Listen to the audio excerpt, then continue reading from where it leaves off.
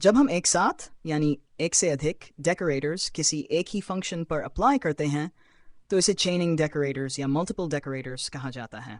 For example, हमने यहाँ दो डेकोरेटर बनाए हैं D1 और D2 जो से हेलो फंक्शन पर लागू किए गए हैं। जब भी हम किसी फंक्शन पर एक से ज़्यादा डेकोरेटर लागू करते हैं तो पाइथन सबसे पहले एक रैपिंग सीक्वेंस तैयार करता है।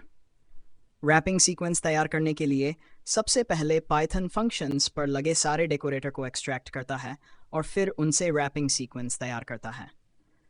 जैसे इस केस में रैपिंग सीक्वेंस होगा D2 ऑफ D1 ऑफ से हेलो फंक्शन।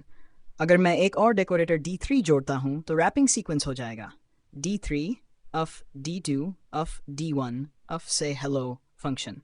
हम जैसे ही फंक्शन को रन करते हैं तो सबसे पहले रैपिंग सीक्वेंस में से आउटर मोस्ट डेकोरेटर रन होता है और सबसे अंत में जाकर फंक्शन एग्जीक्यूट होता है।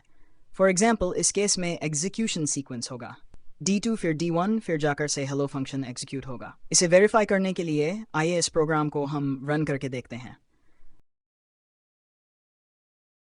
ये आउटपुट ये दर्शाता है कि पहले D2 एग्जीक्यूट होता है, फिर D1 और अंत में से हेलो फंक्शन एग्जीक्यूट होता है।